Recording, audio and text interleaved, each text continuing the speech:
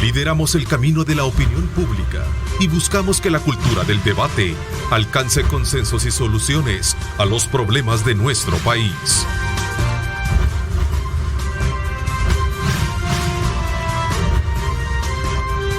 Diálogo con Ernesto López.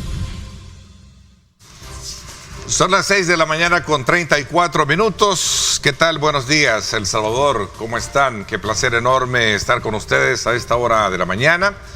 Como siempre, agradeciendo a Dios Todopoderoso por darnos ese privilegio de poder ingresar hasta la intimidad de sus hogares y sobre todo también por reconocer del esfuerzo, del trabajo que cada uno de nuestros colaboradores, de todo lo que elaboramos acá en Grupo Megavisión, hacemos precisamente para mantenerlos a ustedes bien informados, para mantenerlos desde luego al tanto de las noticias tanto nacionales como internacionales. Así es que desde ya, bienvenidos. Vamos de inmediato a abrir nuestra cartelera de programas de opinión correspondiente a esta semana, este lunes 12 de diciembre, que vamos en curso desde luego para lo que sería el cierre del año 2022 y por supuesto con la plena convicción de seguirle siempre rogándole al Todopoderoso que nos dé esa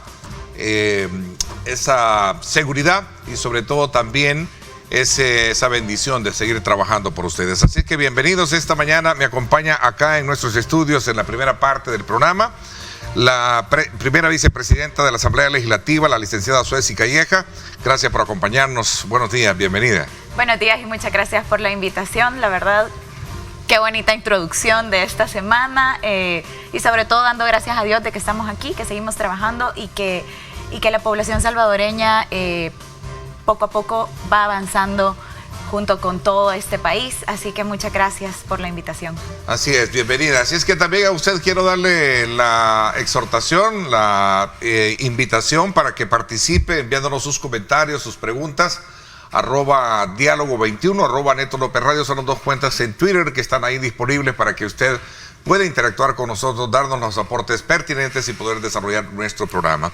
A ver, quizás voy a comenzar un poco haciendo un balance de trabajo legislativo casi al cierre del año. Me imagino que hay aspectos relevantes que destacar, entre ellos es el respaldo que sin duda alguna le ha dado la Asamblea Legislativa a uno de los más grandes apuestas que ha tenido el gobierno, que es en materia de seguridad pública. Así es.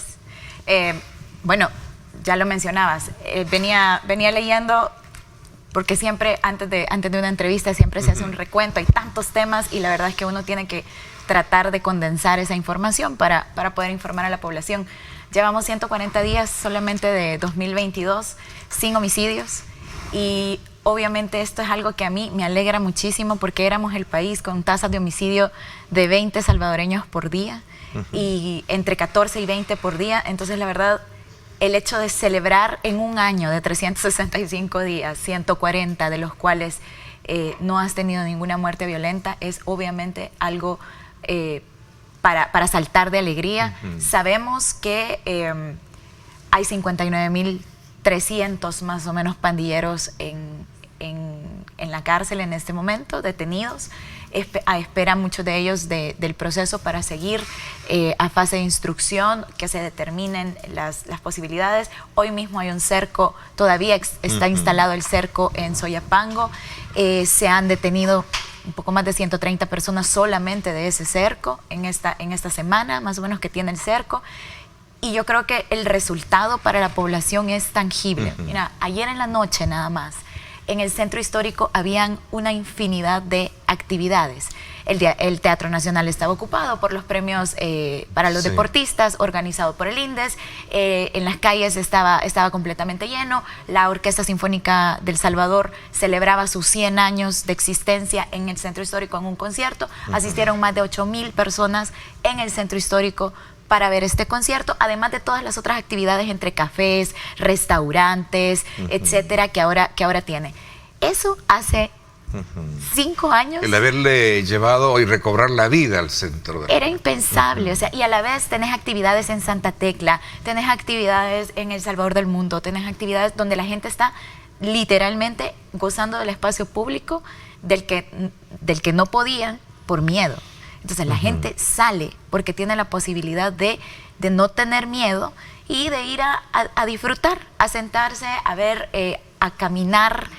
A nosotros los salvadoreños nos negaron la posibilidad de caminar en el espacio público, incluso tanto así que se nota que aquí hay lugares en donde no hay acera, porque ya la gente no consideraba que no eran ni siquiera usadas. Entonces, regresarle esa tranquilidad al pueblo salvadoreño, a los empresarios, por ejemplo, a los empresarios de todos los niveles, el hecho de que no estén pagando extorsión, por ejemplo, es claramente una muestra de bienestar. Yo creo que más allá de lo que yo te pueda contar, porque al final yo soy diputada, claro, y yo estoy trabajando para esto, soy parte del equipo, ¿no? Se logra desde luego percibir un ambiente diferente si lo vemos desde el punto de vista real.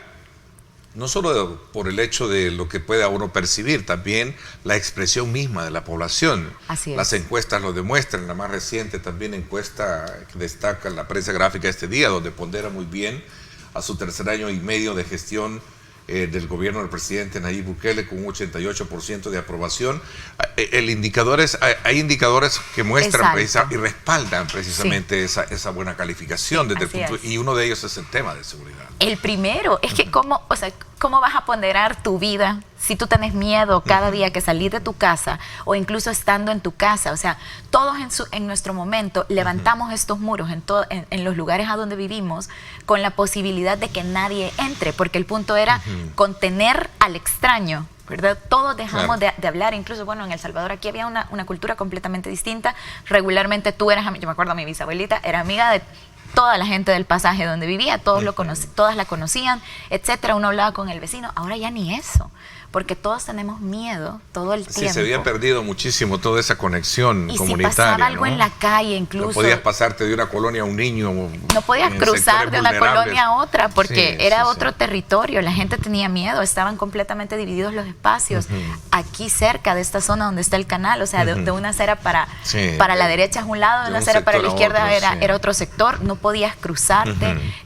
La gente incluso, bueno, imagínate ese problema en las escuelas, en los hospitales. O sea, al final estábamos desbordados, todo producto de la violencia social, y todos teníamos miedo, todos. Entonces, esta cultura del miedo es lo que nos tenía viviendo de una manera intranquila, por supuesto, insegura, y es que era cierta. O sea, el peligro estaba ahí, el peligro era real. Entonces, ahora se da este respiro para la población, y por supuesto que todos tienen un poco más de esperanza. Bueno, el solo hecho de ver cuántos extranjeros están viniendo para conocer El Salvador, las alarmas a nivel migratorio que han bajado.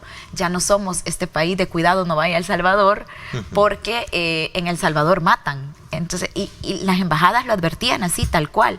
Entonces, el hecho de, incluso los salvadoreños en el exterior, que tengan la capacidad de venir, de gozar de las fiestas navideñas, de estar con su familia, eso es lo que a nosotros nos da verdaderamente la tranquilidad, y el hecho de la confirmación de que este es el camino correcto.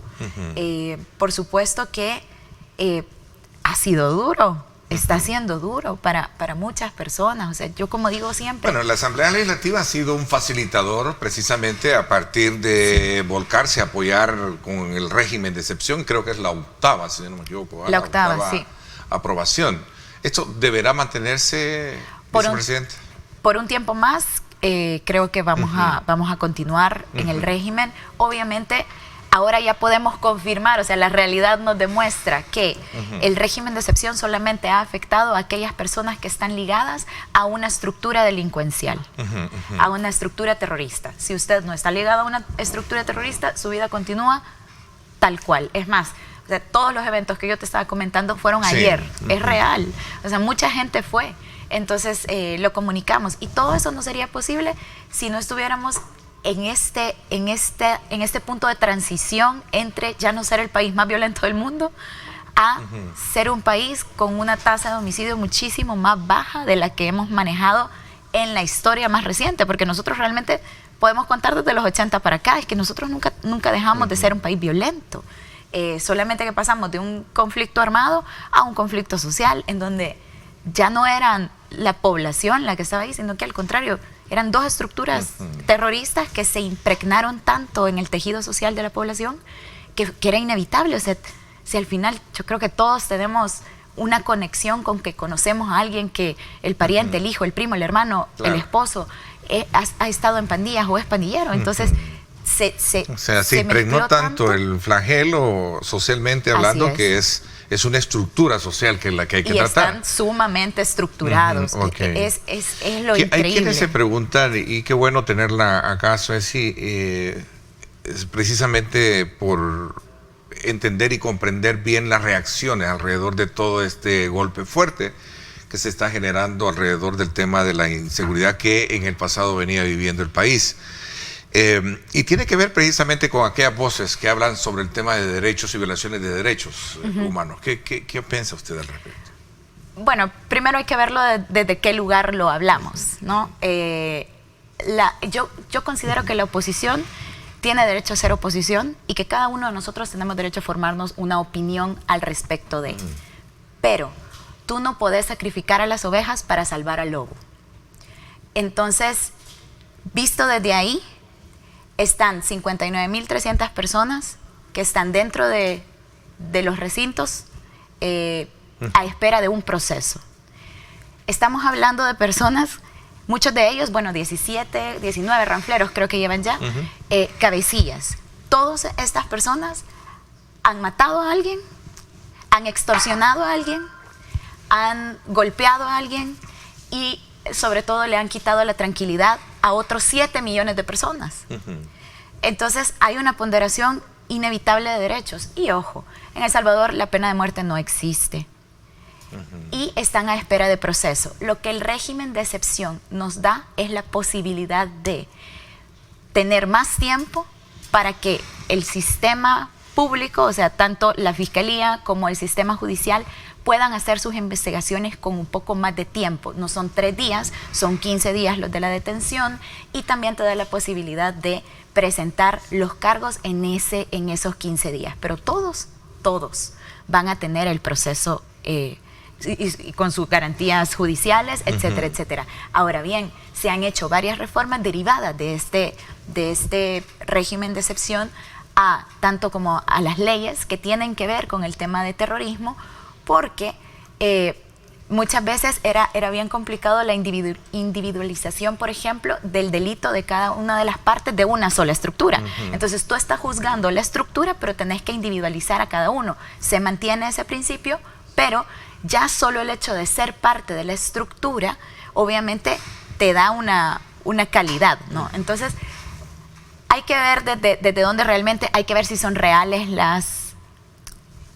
estas opiniones en contra, o si solamente están ahí porque quieren quedar bien con un segmento muy pequeñito de la población, que son las personas que les benefician. Hay un énfasis que el presidente, de hecho, a raíz de ciertas opiniones que han hecho organismos internacionales, él ha dicho tajantemente se va a eliminar o se va a quitar el régimen de excepción que está dando los resultados de los cuales ya estamos hablando. Sí, lo que pasa es que son estos mismos organismos internacionales que cuando el país estaba en su peor momento de 21, 24 homicidios al día, realmente ellos estaban allá sacando declaraciones de qué mala la situación en El Salvador, qué terrible para todos, sin hacer realmente nada. Entonces, ¿por qué nosotros vamos a seguir tomando el consejo o tomando la palabra de estas personas que nunca hicieron nada para que los salvadoreños realmente pudieran salir de este problema y resolver esta situación? Porque al final claramente muchas personas se han beneficiado de la inseguridad en el país. Muchas personas han tenido un lucro claro, directo de precisamente este clima de inseguridad que se vivía, tanto de ONGs como de empresas privadas incluso. O sea, antes, por ejemplo, antes del tema de que estuviera tan horrible el tema de seguridad, nosotros no estábamos acostumbrados a que en cada puerta hubiese un vigilante armado, por ejemplo. No estábamos acostumbrados en El Salvador a tener todos estos sistemas de seguridad. En nuestras casas, o sea, estamos hablando de nuestras casas. Yo creo que todo el mundo tiene un señor vigilante afuera, o sea, en la colonia, claro, ¿no? Claro, sí hay vigilancia y esto privada. es algo armado. Antes había un señor que se llamaba Sereno, que yo me acuerdo que pasaba pitando solamente para que supiéramos todos que ahí estaba, pero no andaba armado. Tenemos mucho tiempo de estar. Sí, pero no andaba armado, no andaba armado, no tenía ni palos, ni piocha, ni nada encima, andaba con un pito. Simplemente era un pito. Y era un señor que todos conocíamos y era el Sereno, pero y hasta te hacía falta en la noche que te pasara pitando. Pero ahora estamos hablando de arma larga, o sea, todos tenemos miedo. O sea, entonces, obviamente hay mucha gente que se ha lucrado de esto, o sea, y el hecho de vamos a seguir combatiendo la seguridad, el plan mano dura, el súper dura, el no sé cuál, los financiamientos, etcétera. O sea, al final, ¿por qué vamos a seguir escuchando? Esto ha llevado sin duda alguna a colocar sobre la base de poder continuar golpeando fuerte y el problema de la inseguridad en el país, corrigiéndolo. Este cerco en Soyapango, por ejemplo, que todavía sigue dando algunas capturas como resultado de todos los dispositivos que se arman. Sí. A mí me llamaba la atención, por ejemplo, escuchar algunos analistas o incluso funcionarios que decían que estábamos estigmatizando Soyapango debido al cerco. No, al contrario. O sea, ¿quién que no viviera en Soyapango, en su sano juicio, iba a ir a Soyapango si no tenía nada que hacer ahí? Porque teníamos todos miedo. Entonces la gente en Soyapango ha estado condenada a vivir con miedo, a vivir en zozobra y cercada por estructuras terroristas. Y al final bueno, pero más de 130 capturas solamente en el cerco de Soyapango. Y esto creo yo que es un termómetro. O sea, en una zona relativamente pequeña, pero donde vive muchísima gente, tenés una concentración alta de estructuras terroristas. Entonces, lo mismo sucedió en Comasagua, y en Comasagua sucedió a raíz de un homicidio. Y por la misma geografía de Comasagua, pues obviamente permitía que estuvieran huyendo y que fuera un poco más difícil las capturas. Aquí en Soyapango, por el contrario, miren, me voy a corregir, son 140 pandilleros los que se han detenido solamente en Soyapango. Yo creo de que está teniendo, obviamente, el resultado esperado, y sobre todo se han sacado cabecillas también de ahí, entonces, que son los que dan órdenes a toda la estructura. Entonces, vale la pena entender que esto es necesario. Básicamente es una limpieza lo que se está haciendo en Soyapango. Ok, bueno, voy a aprovechar también su presencia, diputada, para que nos hable precisamente con este nuevo reto que tiene la Asamblea Legislativa de abrir el espacio de consulta y la construcción de darle viabilidad a esta propuesta de reforma a la ley de pensiones, que es un tema también de mucha, digamos, sensibilidad social y que traza, desde luego, un hilo que tiene que ver mucho con parte de esa deuda histórica que el país ha tenido en esa materia. Sí. ¿Cuál es la expectativa que tienen ustedes como fracción? ¿Van verdaderamente a darle respuesta, una verdadera respuesta a esa preguntas que los salvadoreños se hacen de lograr tener una pensión digna en el país? Sí. Creo que nosotros vamos a hacer la reforma de pensiones más integral y responsable que podamos en este momento de la vida del país. Es decir, es necesario poner una regulación y una supervisión seria sobre las administradoras de los fondos de pensiones. Es importante también prohibirle al Estado que pague su deuda pública con fondos de los pensionados, de los cotizantes. Y también es importante, y esos son los objetivos, asegurar un retiro digno para todas las personas que están aportando, y de esa forma es que se va a incrementar el 30% de las pensiones de los que ya están pensionados y los que de los que están por pensionarse.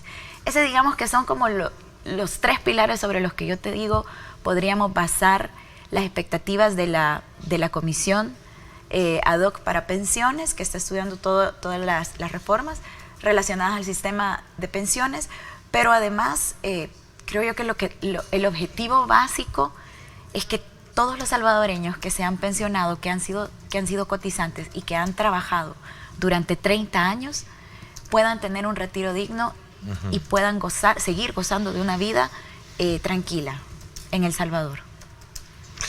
A ver, hay varios aspectos elementales en esto que tienen que ver con el abordaje del tema de las pensiones. Una de ellas es el tema de cómo en su momento y qué papel deberán jugar, en este caso, las administradoras de pensiones, que por largo tiempo, desde su existencia y bajo un marco legal, son a las que algunos sectores culpan en gran parte de tener ese problema, sumado a otros factores que tienen que ver con el estado de la economía y la poca alimentación precisamente de nuevos trabajadores al fondo para que estos de alguna manera eleven esta categoría de pensión que se ha tenido. Sí, entiendo. En ningún punto nosotros estamos...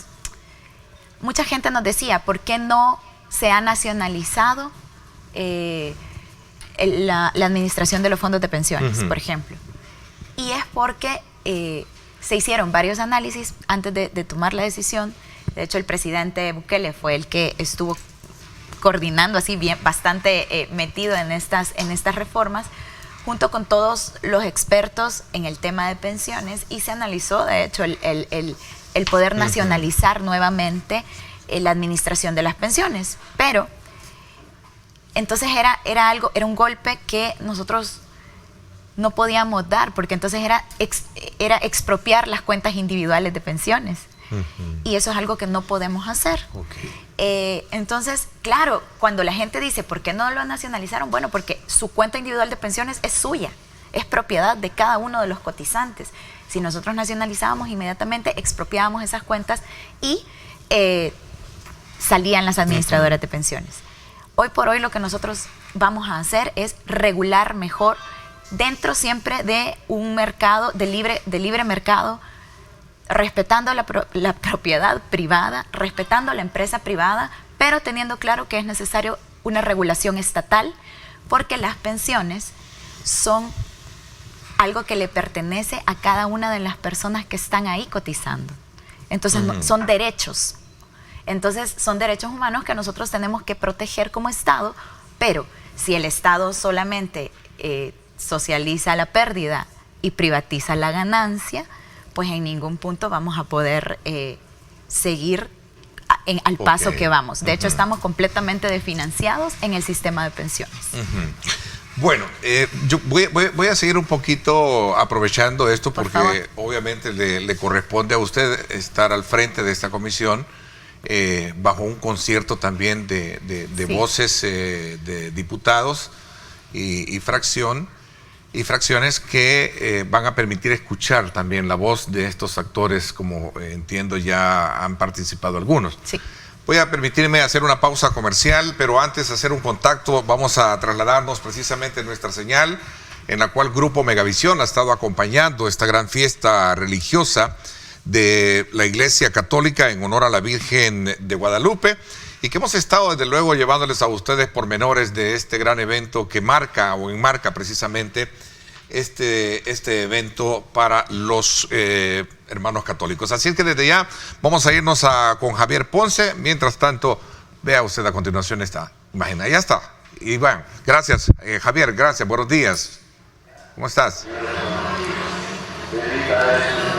¿Qué tal, Ernesto? Muy buenos días, qué gusto me da saludarlo a usted, también a su invitada, a la diputada del partido Nuevas Ideas, Suesi Callejas, que se encuentra en el set de Diálogo 21. Yo me encuentro acá y, como usted lo recalcaba, todo un esfuerzo de periodistas, camarógrafos, también personal de producción que estamos trabajando en este programa especial. Un equipo acá en la Basílica Nuestra Señora de Guadalupe en Antiguo Cuscatlán y otro en la Basílica de la Ciudad de México. Acá podemos observar la imagen de la Virgen Morena, que durante el transcurso de este pasado fin de semana se han desarrollado distintas actividades, pero hoy, en el propio día donde se conmemora el Día de la Virgen de Guadalupe, la patrona de todos los mexicanos y de América Latina, y también la emperatriz del continente americano. Ahí podemos observar la imagen de la Virgen de Guadalupe, y ahora vamos a mostrarles cómo se encuentra el ambiente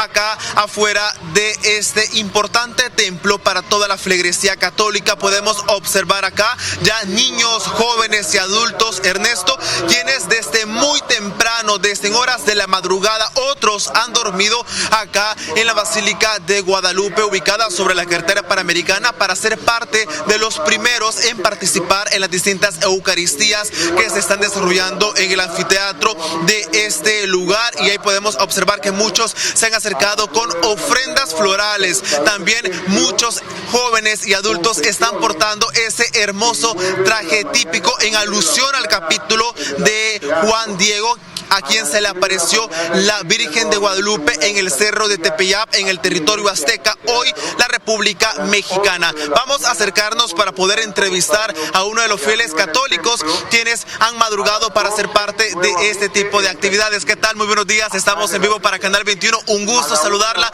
Usted cada año participa en este tipo de actividades en el Día de la Virgencita. Ay, sí, mire, porque fíjese que yo he prometido venir a visitarla durante yo pueda venir, ¿verdad? Y le doy gracias a nuestra Madre Santísima porque ella me está sanando de todas mis operaciones que me han hecho, y así también encomiendo a todos mis hijos, a toda mi familia, que tú me los cuides y me los proteges. Amén. ¿Desde dónde viene usted? De Brisas de Zaragoza. Muchísimas gracias por su tiempo, muy amable. Gracias, muy gentil. Y así podemos observar otros salvadoreños. Ahí podemos ver a este pequeño portando el traje del indio Juan Diego, y así también otras señoritas quienes están participando en este tipo de actividades. Vamos a conversar con una salvadoreña que trae su ofrenda floral, su traje típico, alusión a esta fecha tan importante. Buenos días, estamos en vivo para Canal 21 de Televisión. Coméntenos, ¿cuántas horas lleva usted ya acá frente a la Basílica de Nuestra Señora de Guadalupe? 2 horas. Sí, a las 4:30 vinimos. ¿Cada año participa usted en estas actividades? Cada año es ya nosotros la tradición y promesa de estar aquí. ¿Cuál ha sido su mayor petición hacia la Virgencita Morena? A la salud de mi hijo. Muchas gracias por su tiempo. El mensaje de este año, Ernesto y amigos televidentes, es claro: 100 años de fe y esperanza para que ustedes puedan participar también en estas actividades. Pero antes de despedir mi enlace, quiero mostrarles esta bella alfombra que se ha instalado acá frente a la Basílica Nuestra Señora de Guadalupe. Podemos ver acá la bella fachada de este hermoso templo que fue construido en 1976 acá en este sector donde antes era llamado Cantón La Ceiba, y ahora el municipio de Antiguo Cuscatlán, que está también en fiestas patronales en honor a los santos niños inocentes, y por supuesto también en esta fecha tan importante lo celebran junto a Nuestra Señora de Guadalupe. Con estas imágenes retorno la señal hasta los estudios de Diálogo 21. Buenos días, Ernesto, y también para la invitada Suesi Callejas. Bien, muchísimas gracias. Aquí estamos con nuestra invitada apreciando la belleza y sobre todo de esa escultural basílica que tenemos nosotros acá, ¿verdad? Bella, bellísimo, realmente. Y aparte de eso también la devoción, ¿verdad? De muchos salvadoreños que este día, desde luego, también se aprestan a llegar a la basílica. Y en el marco de toda esta fiesta que viene desde su origen, desde 1531, ¿verdad? Desde el Cerro Tepeyac, esto es en México, de la cual también nosotros hemos estado dando esta cobertura especial, gracias a todos y cada uno de los que han estado, desde luego, en estos enlaces y aportes que hemos tenido durante el fin de semana de esta gran fiesta que desde luego celebra la Iglesia Católica tanto en nuestro país como también en Latinoamérica. Así es que un saludo muy especial para ti, Javier. Vamos a estar al tanto para conocer más adelante. Mientras tanto, a esta hora de la mañana, 7:02, me voy a la pausa y regreso más en conversación con la vicepresidenta de la Asamblea Legislativa y diputada del Partido Nuevas Ideas y también presidenta de la Comisión Ad Hoc para el estudio de la reforma de pensiones. Esto será en cuestión de minutos. Nos vamos a la pausa y regresamos con más.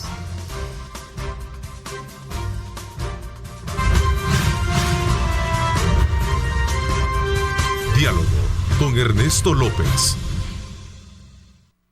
Gracias por estar con nosotros. Seguimos con la vicepresidenta de la Asamblea Legislativa, Suesi Callejas, esta mañana. Y ella es presidenta también de la Comisión Ad Hoc para el estudio de la reforma de pensiones.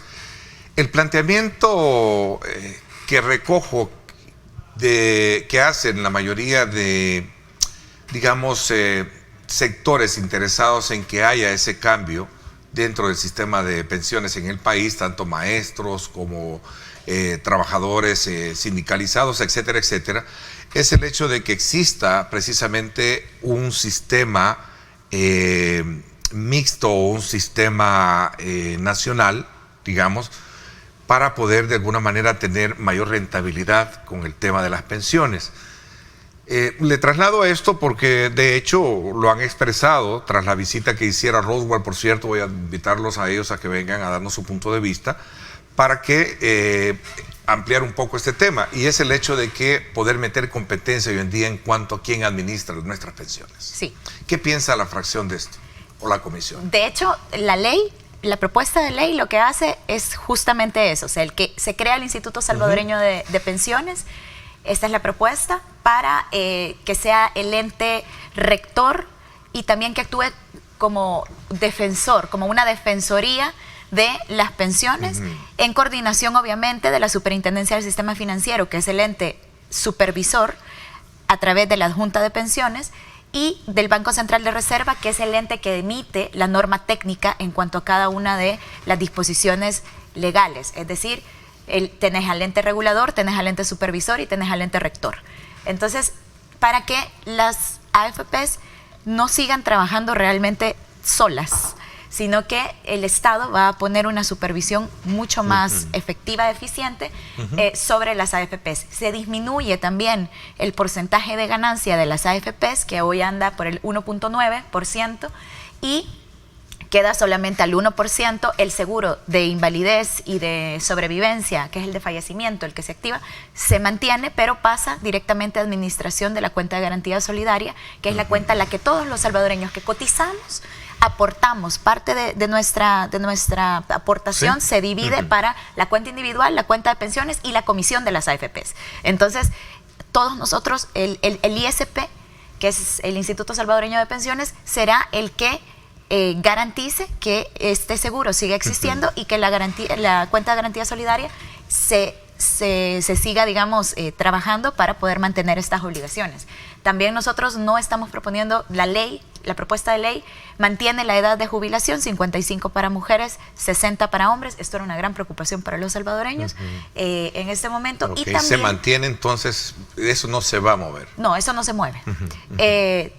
Será inevitable por el crecimiento poblacional y por el bono que nosotros tenemos poblacional, que tenemos mucha gente joven, pero eso va a ser en unos 10, 15 años, va a ser una conversación que habrá que tener, pero primero Dios, ya no estaré yo aquí. Entonces, ya aquí al frente. Pero, bueno, pero en este puesto, no, en el país sí, en el mundo sí, en el plano. Hay que desear buenos deseos. Pero, sí, pero digo, no al frente en la asamblea. ¿Existe una papa caliente? Por supuesto, en el sentido de... o sea, digo por el hecho de que saber que es para tomar decisiones sobre un tema que va a tener... Claro que sí. Lo primero es el manejo de la expectativa versus la realidad. Eso creo yo que es la papa caliente más difícil de gestionar. Nosotros lo hablábamos con el presidente Bukele, el presidente Castro y yo, y era como cuando nos comentaba sobre esta ley, porque él nos tuvo a bien explicarnos la ley, y entonces decía cuáles serían como los puntos difíciles, los más críticos, difíciles. ¿Sí? Uno, no estamos nacionalizando, y había una expectativa de que nacionalizáramos. No es posible, porque no es posible. Es como que yo venga a decirte... Porque los sindicatos creen que sí se puede nacionalizar. Sí, pero dentro de unos años, es muy probable. O sea, ahorita nosotros podemos empezar a hacer una transición. Nosotros no vamos a nacionalizar un sistema que está quebrado, porque entonces se termina de quebrar. Para que nos demos una idea, los fondos de pensiones se trasladaron a las AFPs y había un fondo de $12,000 millones para trabajarlo y que supuestamente creciera. De estos fondos solamente hay $2,000 millones porque el Estado salvadoreño, junto con las AFPs, desfinanciaron este fondo y no ha habido recuperación. Entonces, si nosotros ya estamos desfinanciados en un 80% y lo nacionalizamos, entonces nosotros lo vamos a terminar de quebrar. Es como que es como la mentira de podemos volver al Colón. No podemos. los intereses de la banca nos tragarían a todos y solamente, o sea, sería una inflación insostenible y nosotros pasaríamos mañana a ser Venezuela. O sea, un desastre. Entonces, no. Y muchas veces por ganar votos uno dice, sí, lo vamos a estudiar. No, mire, no se puede. Entonces, eso es como claro. Lo otro es el tema del 25%, del retiro del 25% que se autorizó en 2017 con una reforma que fue el golpe final al tema de las pensiones, en donde la cotización bajó, creo que estaba en un 40%, bajó a un 29% de las pensiones, pero le dieron un dulce, y yo sigo insistiendo, fue un dulce envenenado a la población, porque... Es una frase que le escuché a Patricio Pineda, el famoso dulce envenenado. Sí, bueno, pero es cierto, lo fue, en el sentido de... Bueno, está vigente, es parte de la ley ahorita, ¿no? Sí, y miren, o sea, las personas que pueden retirarlo en este momento y lo quieren retirar, pueden hacerlo, o sea, la ley sigue vigente. Claro. Hasta que no se apruebe la reforma. Pero que le saquen la mejor provecho para invertirlo, porque uno de los primeros fundamentales, se lo escuché decir a la oposición hace poco, que uno de los principales objetivos fue facilitarles ese dinero por el problema del costo de la vida que se tenía hoy. Sí, pero hay que sacarle el provecho para hacer inversiones. Pero si se va a malgastar el dinero, no tiene sentido. Sí, pero ¿no? Si ustedes quieren invertir, salvadoreños y salvadoreñas, si ustedes quieren invertir, existen otros programas de los cuales también pueden echar mano, y no necesariamente de sus fondos de cotización de pensiones, que es para cuando ustedes sean mayores y estén jubilados, cuando ya no vamos a conseguir trabajo porque ya nos jubilamos, ya somos mayores. Sí, claro. Entonces está Conamip, está Bandesal, está el Banco Hipotecario, están diversas líneas de crédito para emprendimiento. Mejor vayamos a ver estas líneas antes de desfinanciar su propio fondo de pensión. Entonces... Que ese es uno de los puntos. El otro elemento, corriendo en el tiempo, yo no sé, creo que vamos a pedir una segunda parte con usted para tenerla acá, vicepresidente. Sí. A ver, está este otro tema que tiene que ver precisamente con las pensiones VIP. Hay cierta duda, porque al principio se dijo que las que existían, que andaban arriba de los $3,000, o sea, hablamos de 4, 5, 6, 7, dicen que hasta de 9,000, ¿verdad? Ya quisiéramos tener una pensión de esa naturaleza. Se dejó el sabor de que bajarían a $3,000. ¿Esto es cierto o no es cierto? Sí, es cierto. ¿Van a bajar a $3,000 y va a ser el techo máximo que se va a tener? Sí, la propuesta de ley está poniendo por primera vez un piso y un techo de pensiones.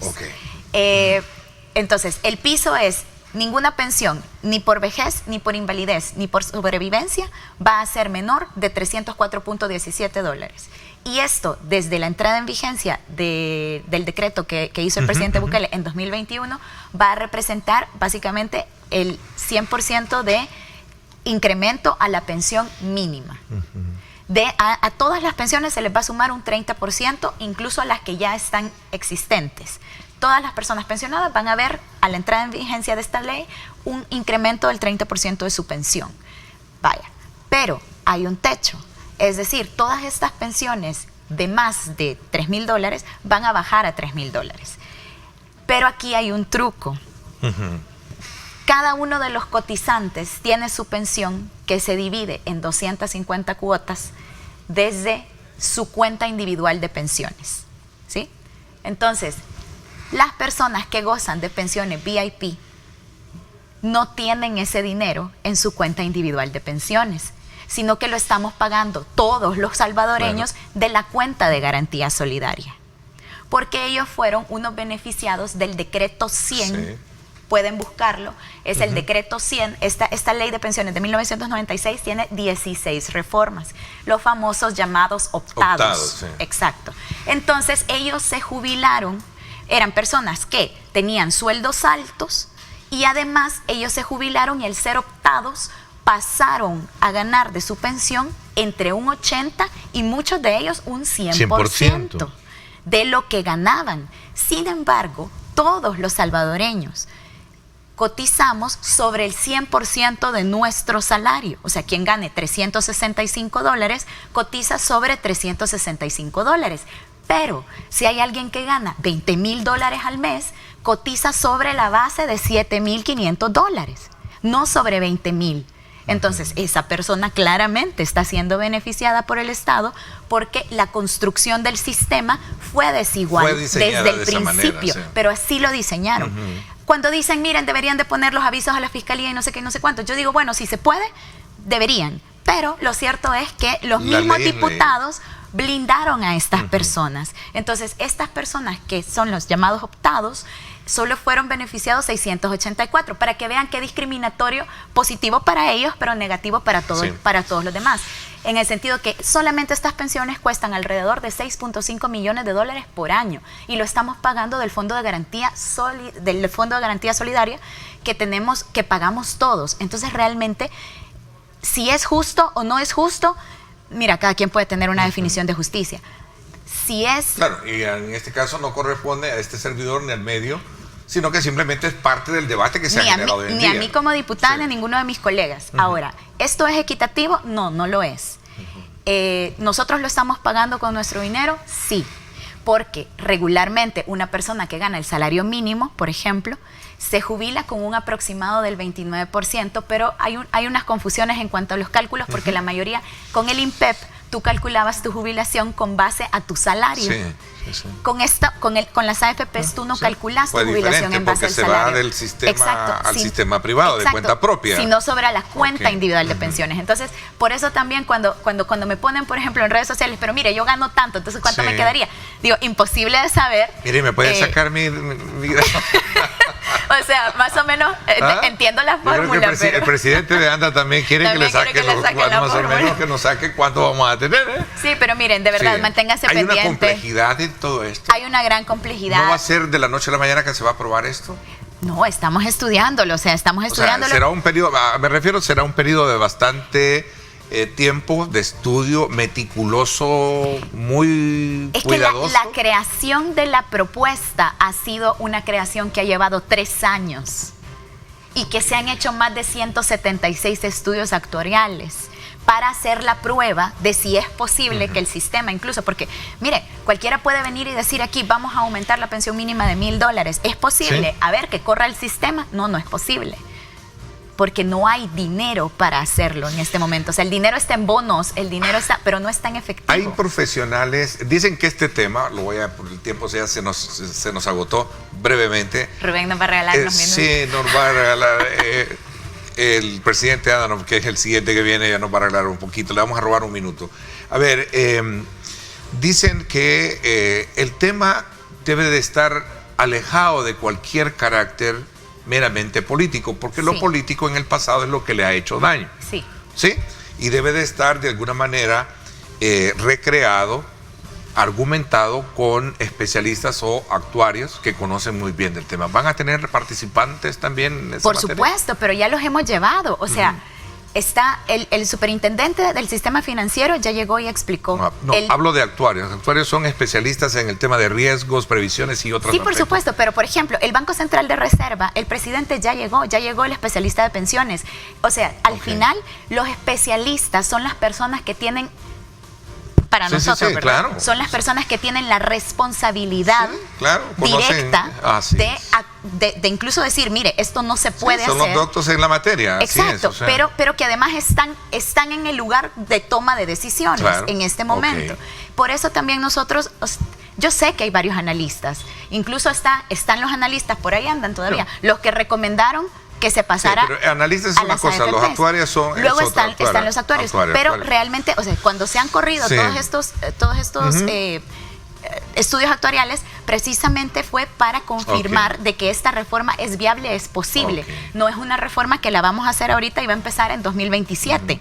Porque no. Tiene que traer vigencia, todo lo que se apruebe tiene que ser inmediato al cambio. No va a ser. O sea, es una reforma que ha sido ampliamente consultada en su diseño y por tanto ahora que ha llegado a la Asamblea nosotros estamos hablando ya de la reforma, está el estudio. Hay quienes piensan de que podría pasar la misma historia de haber presentado esto, llamar a estar escuchando y al final van a crear una ley que al final no va a ser lo que la población que han consultado es lo que se apruebe, tal y como sucedió con el tema del agua. Esto lo recojo yo un poco de la oposición, ¿no? Sí, por supuesto. Mire, cuando uno hace una consulta, uno tiene la claridad de que yo te voy a consultar y voy a tomar en cuenta lo que tú me dijiste, pero eso no quiere decir que estoy obligada a hacer lo que tú dijiste, porque también tenemos que basar otra vez la expectativa. Por supuesto que el sector laboral, bueno, por ejemplo, pensiones es un tema bien interesante, porque quienes habían tomado decisiones nunca habían llamado a los trabajadores. A los trabajadores. Siempre se tomaba la decisión a puerta cerrada entre diputados, AFPs y la NEP, o FUSADES, o todo este sector. Entonces, al final, ellos tomaban las decisiones por todo un país. Y no es cuando vieron este tipo de discusiones. Por todos nosotros, los trabajadores. Exacto. ¿Cuándo vieron ustedes este tipo de discusiones? Entonces, es importante que entiendan que estamos abriendo el espacio, pero ya no estamos escuchando a los mismos de siempre, porque sus consejos no fueron los mejores para la población salvadoreña. Confieso que me quedo todavía con ganas de seguir abordando el tema. Me comprometo más adelante a invitarla con mayores resultados, a lo mejor de esa... Por favor, ya la próxima semana creo que se tengan mayores insumos. Exacto. A finales de la próxima semana yo creo que ya vamos a tener un poco más de insumos. O el próximo año, que no va a ser más de 2-3 semanas, que ya es el próximo año. Gracias de antemano, muchas felicidades. Gracias. Muchísimas gracias, y sepan que de verdad estamos comprometidos a entregarles la mejor reforma de pensiones, pero sobre todo que sea responsable y que garantice que el Estado salvadoreño no va a seguir metiendo manos de los ahorros de sus ahorros para pensiones, para pago de deuda y para seguir desfinanciando el sistema. Al contrario. Así que muchísimas gracias y tengan una excelente semana. Dios los bendiga. Gracias, Sueci. Me voy a la pausa comercial. Cuando regresemos, ya viene corriendo, ya está tecniqueando, como decimos en Salvador, ahí el presidente de ANDA, ahí lo vemos, ¿verdad? Porque vamos a hablar acerca de los proyectos y todas las perspectivas de trabajo de cara al próximo año.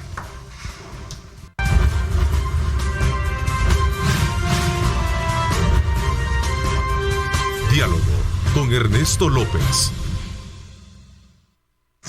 Bien, gracias nuevamente por estar con nosotros a esta hora de la mañana.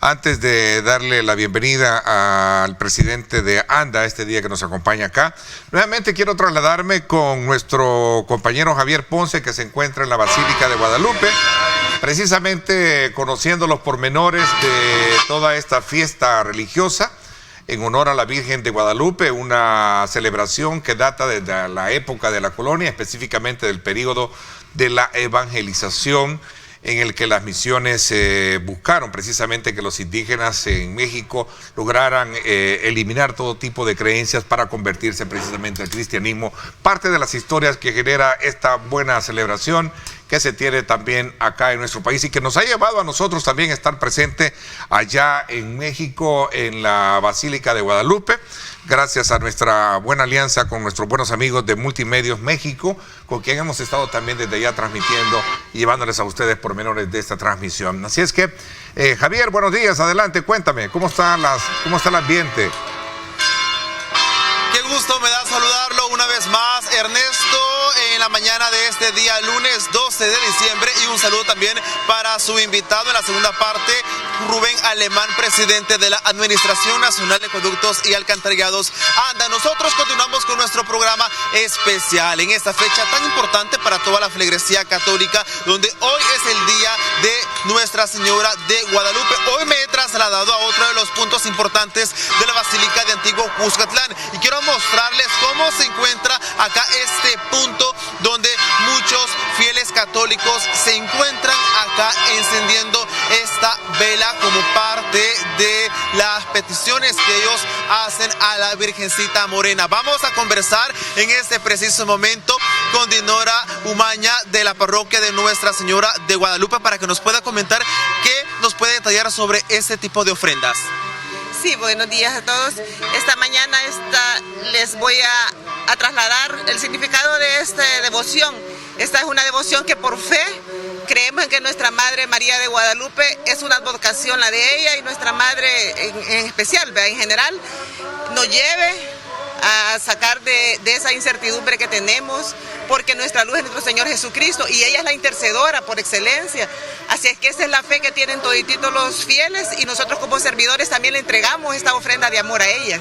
Muchísimas gracias por su tiempo. Sí, gracias. Ahí escuchábamos en qué consiste este tipo de ofrendas acá en la Basílica de Guadalupe. Hoy quiero mostrarles rápidamente cómo se encuentra el ambiente, porque poco a poco van avanzando los minutos. Los fieles católicos llegan acá a la Basílica de Nuestra Señora de Guadalupe. Podemos observar acá en este preciso momento como muchos están llegando con esos hermosos arreglos florales, y ahí podemos observar que también se le brinda la bendición a cada uno de los fieles católicos y que ellos vayan al anfiteatro para ser parte de las distintas eucaristías que se están desarrollando. Al fondo podemos observar también como ya muchos salvadoreños, conforme avanzan los minutos, siguen llegando acá a la Basílica en el municipio de Antiguo Cuscatlán, acompañados de niños, de bebés, como lo vemos en la imagen, con la familia completa, y ser parte de este tipo de actividades en este lunes 12 de diciembre, Día de la Virgen de Guadalupe. Vemos este pequeño que está portando el traje típico de Juan Diego, y junto a su madre se encuentra disfrutando de este tipo de actividades en esta fecha tan importante para toda la Iglesia Católica. Con estas imágenes en vivo, cuando el reloj marca las 7:31 en toda la región centroamericana. Buenos días, retorno a la señal con usted, Ernesto.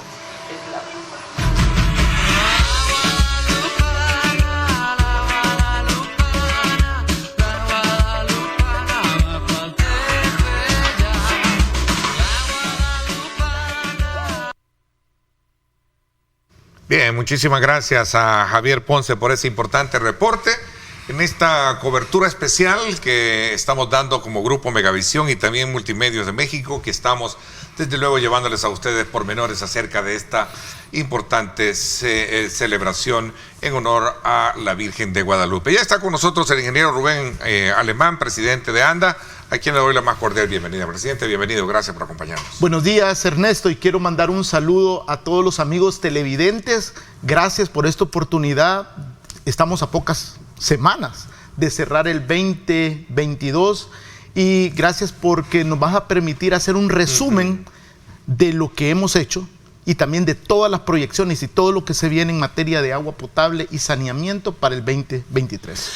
Hace unos minutos hablaba sobre el tema de las pensiones, que es un tema sensible para los salvadoreños, ¿no? Correcto. El tema del agua también es un tema sensible. Bueno, el agua es vida y el agua es un hilo conductor muy frágil que por décadas se tuvo en el abandono, no se tuvo esa visión técnica, lo cual falta mucho por hacer, pero paso a paso vamos saldando esas deudas históricas en materia.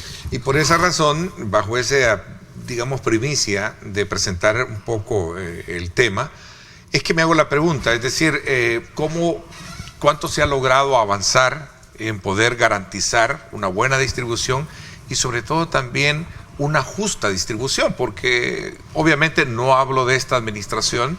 Sé que ha sido uno de los grandes males que por años se ha tenido en cuanto al tema tarifario, en cuanto a los desajustes, en cuanto a la parte de los recibos, etcétera, etcétera. Bueno, quizás yo creo que hay que empezar por definir los 5 ejes de trabajo y qué es lo que hemos hecho en cada eje. Si nos vamos al tema de abastecimiento, bueno, este año pudimos llevar agua a una isla a 100 kilómetros de San Salvador. Estamos hablando de una desalinizadora de agua con un tratamiento físico-químico, ósmosis inversa, remoción de hierro y manganeso, donde el impacto social es tan grande que todas esas personas dejaron de beber agua que por años habían bebido de pozos artesanales con animales, lodo, con cualquier cantidad de sustancias tóxicas. Gracias al pueblo y gobierno español, estamos hablando de $800,000, 150 familias, y hace pocas semanas estuvimos ahí y pudimos llevarle también alegría a los niños. Es una isla que ANDA ha apadrinado y de verdad que este es un ejemplo replicable para otros lugares en El Salvador. Además de eso, Ernesto, hemos incrementado la producción en 2 maneras. Uno, creo que desde que se inauguró Torogós, la producción ha sido mayor, hemos mantenido esa robustez del servicio, pero también aquí no hay que olvidar algo que creo que es un eje transversal a todo lo que hacemos en ANDA, y estamos hablando de blindar climáticamente la infraestructura. Tuvimos un invierno copioso, fenómeno La Niña, mucha humedad, y creo que cada día más los salvadoreños aprendemos a ser más resilientes, y ANDA no es la excepción.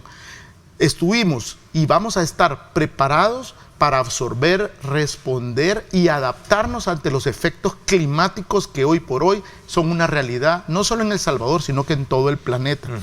En términos de Torogós, bueno, hemos mantenido esa producción casi a 3 metros cúbicos por segundo. Hemos optimizado 3 procesos básicos: captación, potabilización y conducción. Además, tenemos el laboratorio que nos está dando esa línea base de esa materia prima, como es el agua, todo lo que entra, esa matriz yo creo que es súper importante. Y en términos de producción, es importante destacar que hemos incorporado nuevas fuentes de producción a todo el sistema. Solo en lo que va del año, hemos inaugurado 7 pozos. De hecho, esta semana vamos a inaugurar un nuevo pozo en Antiguo Cuscatlán, y son sistemas tradicionales que aún hace un par de semanas inauguramos un pozo, el cual lleva un tratamiento especial para remover hierro, manganeso, entonces en el área también de Antiguo Cuscatlán. Entonces yo creo que eso es súper importante, continuar esa robustez. Ahora, ¿cuál es el problema? Tú me dirás, bueno, estamos trabajando en las fuentes de abastecimiento. Y nada más para hacerte un recuento, un resumen. El Gran San Salvador obtiene agua de 3 grandes sistemas. Torogós, el 40%, Zona Norte, el 30%, y Sistema Guluchapa y sistemas tradicionales, que son esos pozos, el otro 30%. Ahora, el problema es que todo ese sistema, ese network de tuberías, estamos hablando de tuberías de 50, 60 años, sí, material, asbesto, cemento. Entonces eso hace que tengamos fugas. Bueno, es más, del 100% de agua que producimos, un 60% se pierde. Ese es lo que... Entonces, ¿cuál es nuestra apuesta técnica? Y lo vamos a hablar, espero, y nos va a dar chance, que nos dé chance para hablarlo. Claro. Es empezar a entrarle desde ya técnicamente a reemplazar tuberías. Y a bajar ese consumo de agua no facturada. Y la tecnología existe, y lo más importante es que ya tenemos identificado los socios estratégicos con los cuales vamos a trabajar eso. Ok, vamos a hablar de eso cuando regresemos hoy a una pausa y regresamos con más.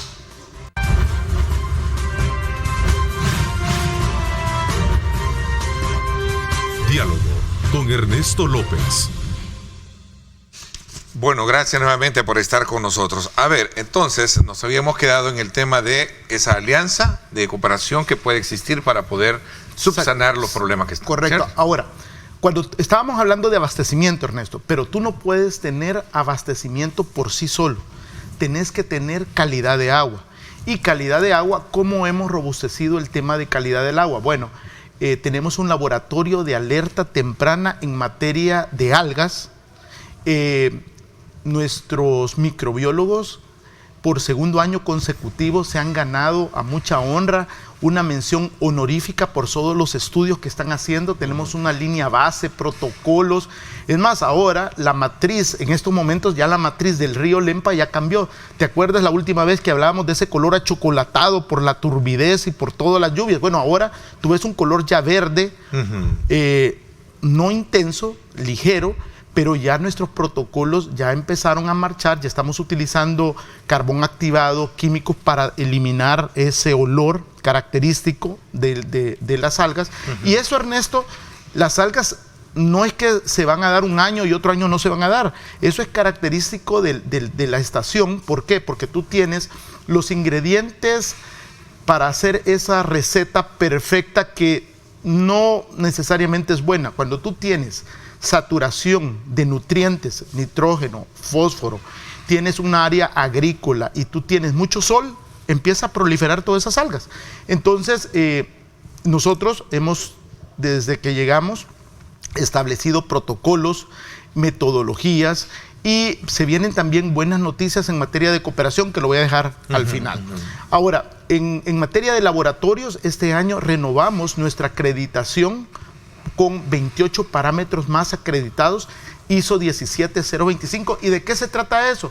Una ISO 17025 básicamente es montar un sistema de gestión calidad, que tus resultados al final del día son válidos aquí o en cualquier lugar del mundo. ¿Y cómo se traduce eso en un beneficio para la población? Bueno, fácil. Que en su momento se queja de altos cobros y a lo mejor pocas personas viven ahí para el consumo. Bueno, cuando estamos hablando de calidad de agua, te da la certeza que el agua que estás tomando cumple con las características que tiene que llevar la misma inocuidad del agua. Ahora, tú estabas hablando de un tema muy importante y eso tiene que ver, y es una buena transición, Ernesto, al tema de lo que hemos hecho en el área comercial. En el área comercial aquí hemos hecho dos cosas importantes. Uno, hemos georreferenciado todas nuestras cuentas, hemos actualizado catastralmente lo que hemos hecho, todas esas cuentas, porque cuando hicimos esa georreferenciación, aunque tú no me creas, aparecían cuentas que estaban en el Polo Norte. Así de fácil. O sea, no existía ese banco de datos catastrales, para que tú te imagines.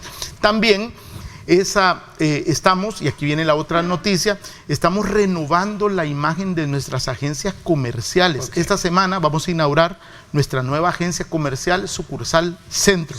Desde ya están invitados. Y la otra tiene que ver con la micromedición, lo que tú hablabas ahorita, que es tener la certeza de lo que consumes. Es más, te voy a dar un ejemplo rapidito ahorita porque no tenemos mucho tiempo. Hace un par de semanas descubrimos voy a omitir el nombre, un importante comercio aquí en Escalón, el cual en nuestros datos estaba como conectado y cuando el equipo hizo el reconocimiento no estaba conectado. Imagínate. O sea que estaban consumiendo, en nuestros datos aparecía que estaban consumiendo agua, pero en la realidad no tenían ningún registro. Entonces, yo creo que es importante, y aquí vamos al mismo punto, el valor económico y social del agua es súper importante. Nosotros tenemos que pensar que el agua es un recurso finito, que no lo vamos a tener por siempre y tenemos que darle ese uso al agua. A ver, pero qué bueno en el tema de las micromediciones, ¿ya? Sobre todo porque ese es un común denominador hoy en día. A muchos, por ejemplo, nos aparece extraño recibir un recibo sabiendo que a lo mejor los consumos son diferentes por la cantidad de personas o porque no cae el agua. Y si cae solamente 2 o 3 horas. Y la mayoría de familias a veces subsistimos con cisternas. Correcto. ¿Verdad? Entonces, yo creo que es una cuestión tan meticulosa, obviamente, pero eso es parte del ADN sensible que tiene la institución. Correcto. Y no hablo culpa de hoy en día. Hablo de cómo subsanar ese problema que históricamente ha tenido el país. Claro, y también acá, lo hicimos durante este año, hicimos inspecciones donde a partir de ese nuevo medidor, como usuario, me di cuenta de que tenía fugas internas. O me di cuenta que tenía una fuga de meses que nunca se contabilizó. Entonces creo que hemos establecido canales básicos de comunicación, nuestro 915, opción 3, opción 1, nuestras agencias comerciales, Gotita 7838-1462, donde sus reportes tratamos de cerrar ese círculo. Y esta transición me lleva a otro importante que tenemos que ver con el servicio al cliente. Y aquí, como ejemplo de esa transformación, está nuestro 915 call center, en donde 50 jóvenes trabajando 365, 24/7, le dan una respuesta. El tiempo promedio ha sido de 30 segundos en recibir esas llamadas. Estamos hablando de un porcentaje de efectividad más del 95% en áreas que ustedes pueden preguntar: ¿por qué no tengo agua? Los cazafugas, gracias muchachos, porque dejaron de verdad su marca durante el 2022, un equipo comprometido, entrega bajo el sol, bajo la lluvia. Tuve la oportunidad de estar con ellos en varias ocasiones durante el año. De verdad que son gente que tiene sus tenis puestos, como lo hemos dicho en reiteradas ocasiones. Y también en el call center hay una opción muy importante, y es la opción anticorrupción. No se vale a estas alturas del partido, Ernesto, que la gente esté conectándose ilegalmente, fraudulentamente, porque nos están quebrando los sistemas. Ya tenés tus sectores donde tenés mucha más demanda que oferta, tenés un estrés hídrico, claro, y si tú te estás conectando fraudulentamente, estás quebrando más los sistemas. Entonces yo creo que eso es súper importante, y también se han identificado personas dentro y fuera de la institución que podrían estar asociadas con esta actividad que no es legal, por decirlo así. Nosotros como institución tenemos una campaña, iniciamos una campaña para denunciar todo este tipo de actividades que no van con... Ok, voy a correr en el tiempo, presidente de ANDA. Este convenio recientemente suscrito con los Estados Unidos traza también un elemento importante que tiene que ver con la sanación del agua como tal, ¿no? Sobre todo de algas, Bueno, y entre otros.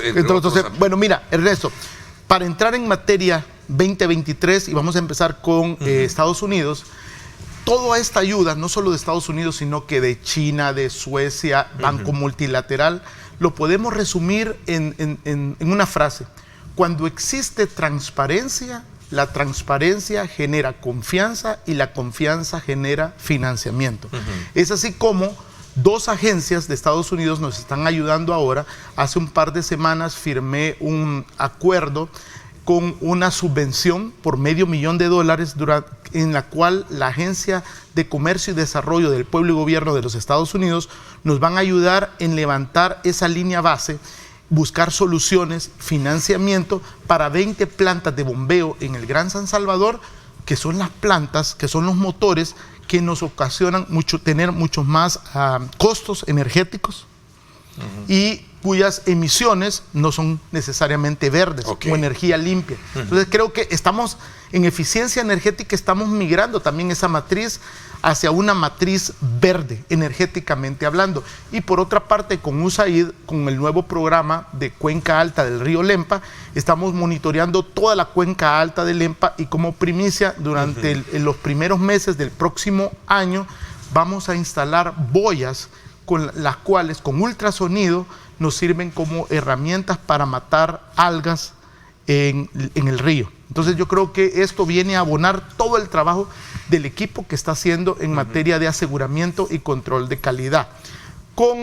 Siguiendo BID, justo se aprobó y se ratificó un préstamo de $100 millones para materia de agua potable y saneamiento, y este préstamo nos va a servir para 3 componentes. Uno, y el más importante, vamos a rehabilitar todo el sistema Zona Norte, esa batería de pozos que brinda agua a Santa Tecla, Ciudad Merliot, Zaragoza y todos esos sectores aledaños. Ese sistema, Ernesto, para que tú tengas idea, está en un 80% de deterioro. Eléctricamente, hidráulicamente, mecánicamente, se necesita una intervención fuerte gracias al BID que nos va a ayudar. Además, los otros 2 componentes tienen que ver con uno, gobernanza, fortalecimiento institucional, agua no facturada. Tenemos que identificar e ir ya haciendo esos cambios de esos segmentos de tubería, de asbesto cemento que estamos hablando, que son los que nos ocasionan esas grandes pérdidas que estamos teniendo. Ahora, estamos ya en la última fase. Por primera vez con el Banco Mundial vamos a obtener un préstamo también de otros $100 millones en materia de resiliencia, infraestructuramente hablando. Y acá vamos a complementar lo que se hizo en Toro Gos, pero en materia de red de distribución, que eso es importante, blindar climáticamente, ya en buen salvadoreño, ir tapando todos esos agujeros que se tienen. También es importante con el Banco Mundial todo el tema de agua no facturada. Vamos a hacer estudios de agua potable y saneamiento. Necesitamos levantar esa línea base en términos de saneamiento para las grandes ciudades, San Miguel, Santa Ana, La Unión. Y tenemos también un importante componente en gobernanza, fortalecimiento institucional. Con Suecia, hace un par de semanas, tuvimos por primera vez al vicepresidente del Instituto Sueco de Investigación Medioambiental. El instituto es un referente en materia medioambiental en Suecia, y con ello vamos a trabajar en 2 componentes. Uno, esa cooperación triangular. Vamos a hacer intercambio de nuestros técnicos con los técnicos de Suecia en materia de alerta temprana, calidad de agua, pero también vamos a hacer un proyecto en Ciudad Futura, en Cuscatancingo. Hay una planta de tratamiento de aguas negras, la cual vamos a tratar de optimizar ese biogás, ese gas que se produce para energizar la planta de agua potable que está a la par. Entonces tú estás cerrando ese círculo. Ok. A ver, para correr en el tiempo, mucha expectativa creó sobre la base de construir y poder sacar agua del lago de Ilopango a través de una planta, gracias a la cooperación china. ¿Cuál es el avance que tiene este proyecto? Bueno, entiendo va a ser de gran envergadura. Correcto, ese es otro de los hitos que pudimos realizar durante este 2022, y esto tiene que ver con el acuerdo que firmó el presidente en el 2019, y acá ya recibimos el anteproyecto final de diseño. Estamos hablando de $40 millones. No se va a sacar agua per se del lago, sino que lo que vamos a hacer es perforar pozos alrededor del lago. Son 8 pozos que va a incluir una planta de tratamiento, va a incluir toda esa línea de conducción hidráulica, eficiencia energética. Estamos hablando de fortalecer alrededor con 300 litros por segundo, más o menos todo lo que se tiene. O sea, vas a meter más agua. ¿Y cuántos municipios vamos a mejorar? Bueno, vamos a mejorar alrededor de 7 municipios. Estamos hablando de Ilopango, parte de Soyapango, Santiago Texacuango, San Marcos, San Francisco Chinameca, y $40 millones. Esperamos en el próximo año ya pasar un poquito del papel a la acción y concentrarnos en el diseño. Ok. Ejecución. ¿Sí? Sí, ya de una. Sobre todo porque se trata de, entiendo, de poder lograr abastecer a muchos sectores todavía. Que sí, todo ese sector sur, Ernesto, es un sector con un estrés hídrico muy marcado, pero tú me preguntarás, Rubén, pero estamos hablando solo del área metropolitana de San Salvador. Nuestros esfuerzos no se quedan centrados al AMS, se quedan también centrados, y nos vamos a ir a Oriente, donde también estamos trabajando con el País Vasco. Presidente de ANDA, gracias por habernos acompañado y habernos actualizado. Creo de manera, como usted bien lo planteó al principio, en resumen de lo que se ha hecho y de lo que viene por delante. Gracias por habernos acompañado. No, muchas gracias. Es un esfuerzo titánico de todos los trabajadores de ANDA. Hay mucho por hacer y espero el próximo año de verdad traer más buenas noticias. Seguir trabajando y traer más buenas noticias, bendiciones y todo lo mejor. Como lo dijo, bendiciones multiplicadas por 1000 para el 2023. Ok, vamos entonces a despedirlo, pero también antes de despedirnos, nuevamente con el contacto, estamos dando seguimiento a esta celebración importante de la Iglesia Católica, como es el homenaje a la Virgen de Guadalupe, que se lleva a cabo desde México y que hemos estado en estos enlaces importantes con Multimedio México, en esta alianza con Grupo Megavisión. Y aquí también nosotros, allá está Javier Ponce informándonos desde la Basílica de Guadalupe. Gracias, adelante con tu información. Así es, Ernesto, muy buenos días. Seguimos con nuestra cobertura en equipo de este día lunes 12 de diciembre, fecha donde conmemoramos el día de nuestra Virgen de Guadalupe. ¿Cuál es el ambiente a esta hora de la mañana? Quiero mostrárselos porque acá ya muchos salvadoreños están ingresando a la Basílica de Antiguo Cuscatlán con las ofrendas florales, también portando el traje típico, y ahí vemos a los niños, adultos, jóvenes ingresando a este hermoso templo, quienes están cumpliendo con las medidas de bioseguridad. Esta es la entrada principal para poder llegar hasta la imagen de la Virgen de Guadalupe y así colocar las ofrendas florales. Podemos observar que acá hay letreros donde se le hace el llamado a la población que cumpla con las medidas sanitarias, como guardar el distanciamiento, desinfección de manos con alcohol gel antes de ingresar a la parroquia, revisión de temperaturas antes de ingresar y el uso de mascarilla todo el tiempo durante la visita a la parroquia acá en Antiguo Cuscatlán. Vemos que con los bebés también están ingresando acá a la Basílica Nuestra Señora de Guadalupe. Vamos a conversar con esta mamá, Ernesto, a esta hora de la mañana para que nos pueda comentar desde dónde viene, y vemos acá al pequeño vestido del indio Juan Diego. ¿Qué tal? ¿Cómo está? Buenos días. Estamos en vivo para Canal 21 de Televisión. Coméntenos, ¿usted cada año participa en este tipo de actividad? Sí, cada año venimos a ver a la Virgen María. ¿Junto con la familia? Sí, junto con la familia. ¿Desde dónde viene usted? De los Planes Terrenderos. ¿Cuál es su petición hacia la Virgencita para este 2023? Que siempre me bendiga a mis 3 hijos que tengo. Venimos a ponernos en las manos de ella. Muchísimas gracias. ¿Su nombre y apellido?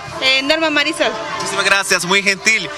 Bueno, y seguimos viendo cómo poco a poco van ingresando más salvadoreñas y salvadoreños acá frente a la Basílica de Guadalupe. Es importante destacar que se le recomienda a cada uno de los amigos televidentes al momento de visitar este templo mantener a sus hijos menores de edad, a los jóvenes, a las personas con discapacidad y adultos pendientes para que no se puedan extraviar, porque acá hay miles y miles de salvadoreños afuera del templo en la Basílica de Guadalupe. Esta es la información y el ambiente que tenemos a esta hora de la mañana acá desde este hermoso templo donde hay mucha música de acuerdo a esta importante ocasión. Retorno la señal hasta los estudios. Ernesto, muy buenos días.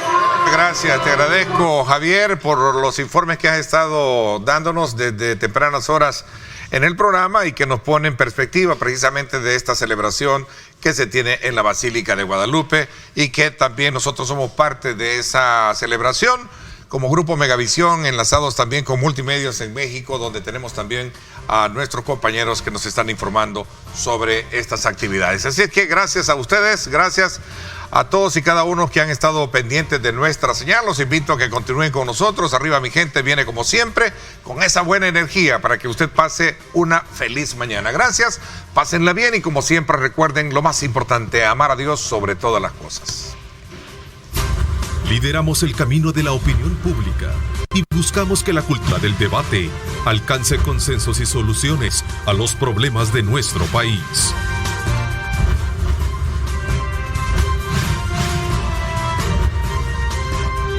Diálogo con Ernesto López.